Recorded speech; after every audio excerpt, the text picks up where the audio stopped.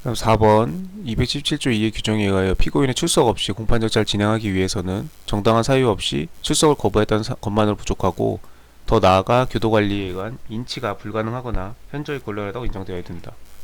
이것도 뭐 조문 그대로네요. 네. 피고인이 출석하지 않으면 개정하지 못하는 경우에 구속된 피고인이 정당한 사유 없이 출석을 거부하고 엔드 규정이죠. 엔드. 네, 그리고 엔드. 네. A and B, A와 B 모든 조건이 다 충족돼야죠. 거부하고, 네. 거부하거나가 아니죠. 거부하고, 네. 교도관에 의한 인치가 불가능하거나 현저히 곤란하다고 인정되는 때에는 이 조건을 모두 만족하면 공판을 진행할 수 있다. 그러면 반대로 얘기하면 거부했더라도 이렇게 교도관에 의한 인치가 불가능하거나 현저히 곤란한 정도에 이르지 않은 사정이 있다면은 그러면 저기를 했었어야죠. 네. 데리고 와가지고 공판 절차를 진행해야지. 피고인이 거부했다는 사정만으로 출석 없이 공판 절차를 진행하면 안 되겠다. 네.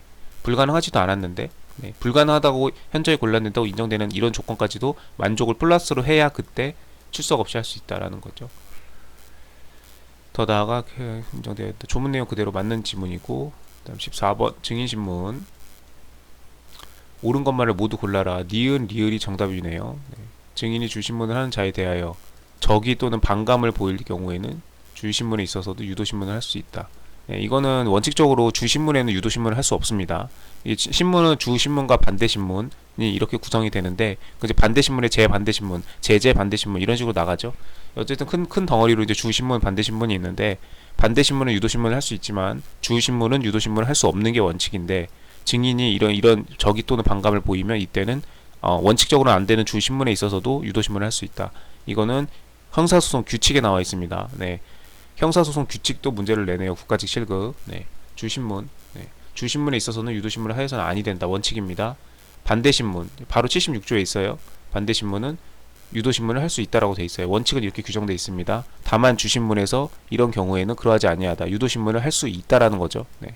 3호 적의 또는 반감을 보일 경우 이런 내용이 있다는 거. 네. 형사소송 규칙도 공부해야 됩니다. 형사소송법은. 민사소송 규칙은 거의 볼 일이 없는데 형사소송 규칙은 꽤 볼 때가 많아요. 여기저기서. 네, 여기저기서 볼 때가 많습니다. 약간 다르죠. 그래서 어떤 법은 법만 공부해도 충분한 과목이 있고, 어떤 법은 규칙을 봐야 되는, 뭐 부동산 등기법은 규칙을 안 보면 말이 안 되죠. 네, 그냥 법이 그냥 선상에 있다고 보고 해야 부동산 등기법, 부동산 등기 규칙 같이 봐야 되는데, 민사소송 같은 경우는 민사소송법만 보면 됩니다. 민사소송 규칙은 67조 정도? 그거 하나만 알면 되고, 형사소송 규칙은 여기저기 많이, 부동산 등기법 규칙처럼 만큼은 아닌데 형사소송 규칙도 꽤 많이 여기저기 조문들이 필요할 때가 있다. 그래서 주신문, 반대신문 이거는 형사소송법에는 안 나와요. 네, 규칙에 있습니다. 규칙도 봐야 되는구나. 국가직 실급은 이 정도 알 수 있겠죠. 여튼 할 수 있다. 적의 또는 반감을. 네, 그래서 지문은 꼬지 않고 그대로 냈어요. 맞는 지문입니다. 다만 규칙에 있는 지문이라는 거. 그러니까 리을도 맞는 것부터 먼저 볼까요? 증인은 친족이었던 사람이 형사소추 또는 공소를 제기당하거나 염려가 있는 경우에 증언을 거부할 수 있다. 증언 거부권. 148조 형사소송법 148조. 네. 이렇게 염려가 있는 증언을 거부할 수 있다. 그대로죠. 네. 친족이었거나 친족이었던 사람도 그 해당이 됩니다. 친족이었던 사람이라 함은 이혼 뭐 그런 게 있겠죠. 네. 혼인 무효는 소급해가지고 혼인의 그 관계가 청산이 되기 때문에 나중에 그 근친자 간에 그 친족끼리 그 결혼이 안 되잖아요. 네, 8촌 이내였나? 근데 그런 규정이 적용되지 않죠. 혼인이 소급적으로 무효가 된 경우에는. 네. 그 다음에 이거 친족상 도래 이런 것도 적용이 되지 않습니다. 혼인 무효로 된 경우에는. 혼인 무효하고 그다음에 이혼은, 혼인 무효는 소급해서 과거부터 혼인 상태가 없었던 걸로 돌아가지만 이혼은 소급해서 돌아가는 게 아니고 이혼한 시점부터 혼인의 효력이 이제 없어지는 거죠. 이혼했으니까 장래를 향하여 발생하는 거죠. 그래서 그 차이에 대한 거, 그래서 이 대법원 최신 판례 있죠. 그게 떠올랐네요. 아무튼 친족이었던 사람도 이렇게 증언을 거부할 수 있다. 148조에 나와 있습니다. 조문 내용 그대로죠. 니은 리을 맞는 거. 자, 기억 디귿은 그럼 틀렸나 보나요? 공동피고인 절도범과 그 작물범은 변론을 분리하지 않으면 서로 다른 공동피고인의 범죄 사실에 대하여 증인 적격이 인정됩니다. 이거는 2006년도 판례. 공동피고인 절도범과 그 작물, 절도란 그 물건 대상, 절도란 걸 가지고 이걸 처분을 해야겠죠. 그래서 그거 처분을 이제 맡기게 되면 그 사람이 이제 획득한 사람이 작물범이 되는데 이 둘은 공동피고인의 범죄사실에 관하여는 증인의 지위에 있다. 증인 적격이 인정됩니다. 증인 지위에 있다.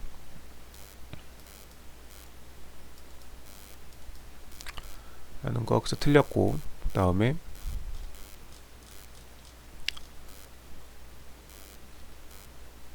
디귿.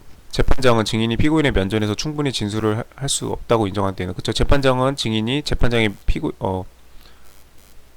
그 얘기하는 건 아니구나. 예, 증인이 피고인의 면전에서 충분히 진술할 수 없다고 인정되는 때에는 피고인을 잠깐 퇴정시키고 잠깐 법정에서 나가 있으라고 한 다음에 증인이 마음껏 진술할 수 있게끔 증인신문을 진행함으로써 제한할 수 있어요. 네, 뭐 여기까지는 맞는 내용입니다. 뒤를 어디로 고쳤나봐요.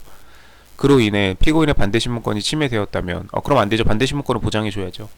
그 다음 공판기일에 피고인이 이에 대하여 이의 없다고 진술하더라도, 이의 없다고 하면 그때는 하자가 치유됩니다. 네. 피고인이 뭐 반대신문 할 거 없고 뭐 할 얘기 없습니다 이러면은, 그러면 상관없죠. 네. 문제 없죠. 네. 피고인이 뭔가 할 말이 있고 증인이 뭔 얘기를 진술했는지를 못 들었고 그 퇴정한 상태에서 했으니까 그때 반대신문권을 행사하겠다 하면 보장해 줘야 되지만, 그리고 보장을 안 해주면 문제가 되겠지만, 뭐 피고인이 괜찮다는데 그러면은 하자가 치유됩니다. 네. 2010년도 판례 디귿. 다 제한할 수 있는데 반대신문권을 배제하는 건 허용될 수 없다. 이건 언제든지 보장이 돼야 됩니다. 반대신문권은 뭐 형사소송에서, 네. 형사소송법 다섯 글자를 다른 똑같은 단어로 바꾸라 그러면 반대신문권이라고 하면 너무 조금 오바일까요? 네, 그 정도로 중요한 단어입니다. 반대신문권은. 네, 이걸 위해서 뭐 전문 증거 이런 것도, 전문 증거가 나오는 게 다 이것 때문이죠. 네. 종이에 써져 있는 기록은 반대신문이 안 되잖아요. 네, 네가 봤어? 그럼 일기장은 말을 할 수가 없잖아요. 네. 근데 전문 증거는 말을 할 수가 없기 때문에, 네. 목격자의 진술을 들은 사람의 증언은, 네. 그 사람이 직접 본 게 아니죠. 목격자로부터 들은 거죠.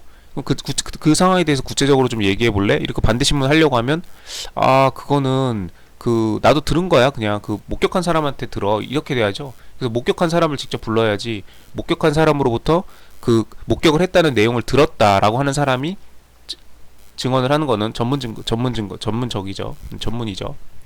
그렇기 때문에 반대신문권이 보장이 안 된다. 그래서 모든 그런 형사소송에서 중요한 그런 관례들이 다 여기서 나온다. 변호인을 선임하는 것도 그 피고인이 직접, 법의 전문가가 아닌 피고인이 반대신문을 할래야 뭘 할 수가 없잖아요. 네, 뭐 증거 같은 거 보고, 네, 혐의 사실을 보고 방어하고 이런 것들 다 변호인이 해주는 것도 다 이런 방어, 네, 반대신문 다 같은 관례에서 나오는 개념이죠. 퇴정하게 하고 증인신문한 다음에 부여하지 아니한 채 이렇게 하면 증거 능력이 없다, 위법하다. 근데 변경할 점과 의할 점이 없다. 피고인이 괜찮대. 책문권 포기. 네, 그러면 하자 치유된다. 하자가 치유가 안 되는 경우도 있죠. 네, 나중에 뭐 사후에 영장을 발부받았다거나, 네, 피고인이나 변호인이 동의하였다는 사정만으로 하자가 치유되지 않는 경우들도 있죠. 네, 그런 것들과 구별해서 알아둬야겠죠. 그 다음 자백의 보강법칙 15번. 옳은 거. 피고인이 범행을 자인하는 것을 들었다는 피고인 아닌 자. 네, 그럼 피고인이 아니니까 그럼 보강 법칙이 되는 거냐? 안 된다 이거죠. 이 피고인이 아닌 자도 결국은 피고인이 하는 얘기를 자인하는 것을 들은 거 아니에요. 그러면 이 사람이 자백을 하게 되면 내가 들었습니다 하면서 얘기를 하는 게 결국은 피고인 본인 남의 입을 통해서 자백하는 거랑 다름없죠. 다름없기 때문에 이거는 보강 증거가 될 수 없다고 했습니다. 그래서 틀렸어요. 네. 자인하는 것을 들었다는 피고인 아닌 자의 진술 내용은 피고인의 자백에는 포함되지 않아요. 맞아요. 왜냐면 피고인이 아닌 자라고 했으니까. 피고인이 아닌 자의 진술이니까 이건 피고인이 진술한 건 아니죠. 그렇기 때문에 자백에는 포함되지 않는 게 맞아요. 포함되지 않는 건 맞는데, 그러면은 보강 증거로 쓸 수 있는 거냐? 피고인의 자백은 보강 증거로 못 쓴다면서요. 본인의 자백이니까. 그러니까 다른 사람의 자백이면 이때는 보강 증거로 쓸 수 있겠네. 근데 그때 그게 보강 증거로 될 수가 없다. 왜냐면 자백에 포함되지 않는 건 맞아. 다른 사람 입으로 나온 거니까. 그러니까 피고인 아닌 자는 피고인은 아닌 게 분명하니까. 자백에는 포함되지 않는데, 근데 보강 증거로는 못 써. 왜냐면 이게 결과적으로 피고인이 피고인 아닌 자의 입을 통해서 어차피 자백하는 거잖아. 실질적인 그 형태가. 그래서 이거를 보강 증거로 쓰게 되면은 결국 그냥 피고인 본인의 자백을 가지고 보강 증거 쓰는 거나 다름없기 때문에 그렇게 해서는 안 되겠다. 이거 너무너무 유명하고 너무너무 중요한 거죠. 네. 그쵸. 그래서 1번 틀렸고, 네, 그 다음에